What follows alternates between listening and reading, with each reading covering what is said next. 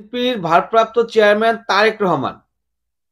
তারেক রহমান এখন প্রায়শই আমরা দেখি অনলাইনে তিনি কথাবার্তা বলেন ভার্চুয়ালি, এবং তার যে কথাগুলো, সেই কথাগুলো এতটাই স্ট্রং হয়, এতটাই শক্তিশালী কথা তিনি বলেন যে আমার মনে হয় এই ধরনের কথা বাংলাদেশের অন্যান্য লিডাররা কখনো কল্পনাই করে নাই।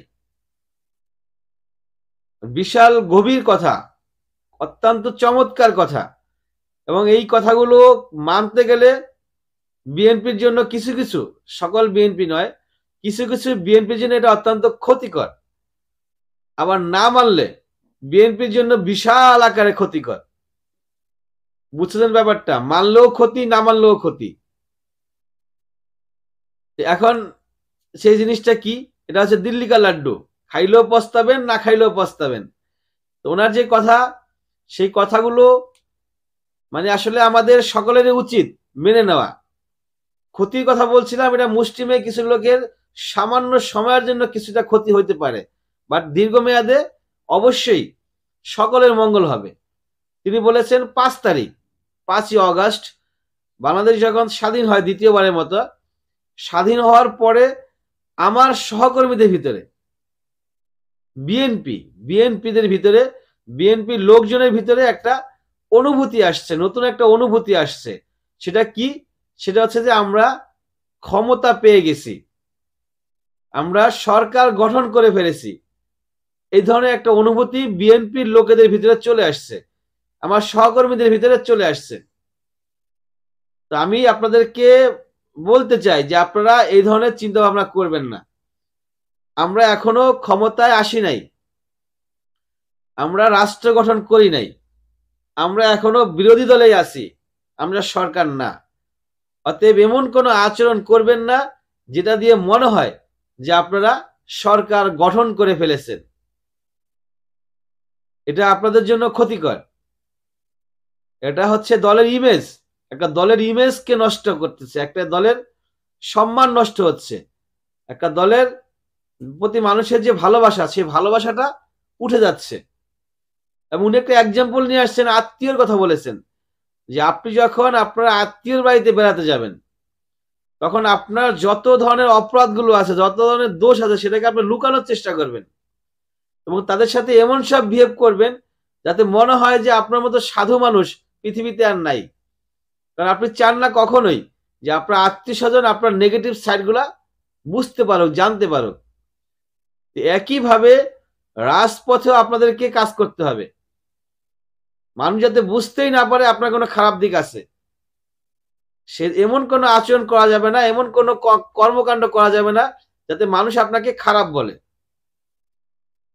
আপনি এখন যদি মানুষের সাথে অন্যায় আচরণ করেন, খারাপ আচরণ করেন, তাহলে আপনি ভোট চাইবেন কিভাবে? একটা মানুষের কাছে যখন ভোট চাইতে যাবেন, তখন তো আপনাকে সেই কথা বলে তারা ধিক্কার দিবে যে তখন এই কাজগুলা করছে, এখন ভোট চাইতে আসছে, লজ্জা লাগে না? কে বলেছেন এই কথাগুলো? তারেক রহমান বলেছেন।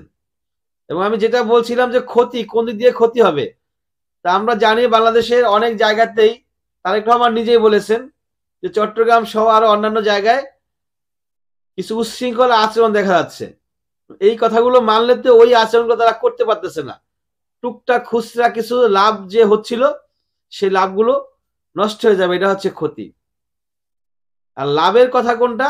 দীর্ঘমেয়াদে বিশাল লাভ, বিশাল লাভ না, একটা সময় আপনারা রাষ্ট্র পরিচালনার সুযোগ পাবেন। এই যে এই কথাটা আমি বলছিলাম যে অনেক নেতাদের মাথায় এটা আসেই নেই কখনো। সেই কথাটা উনি বলছেন যে বিএনপি ক্ষমতায় যাবে না। কোথায় যাবে না? বিএনপি কখনোই ক্ষমতায় যাবে না। বিএনপি হচ্ছে দেশ পরিচালনার সুযোগ পাবে।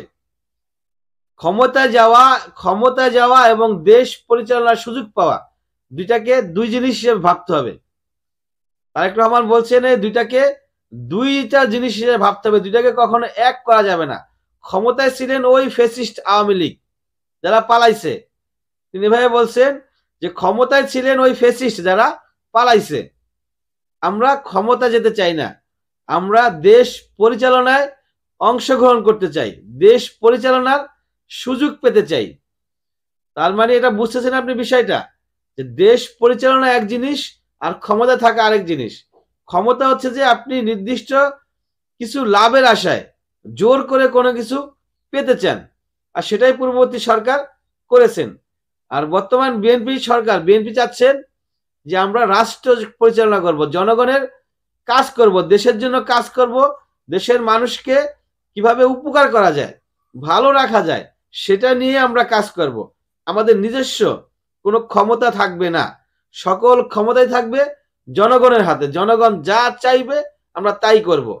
অত্যন্ত চমৎকার কথা তিনি বলেছেন। তা আমরা আশা করতে পারি যদি বিএনপি এই কথাগুলো মাইনা চলতে পারে, ক্ষমতা তো তারা আসবেই, এবং এই ক্ষমতাগুলো দীর্ঘমেয়াদী হবে, রাষ্ট্রের জন্য ভালো হবে, আমাদের জন্য ভালো হবে, সকলের জন্যই ভালো হবে ইনশাআল্লাহ।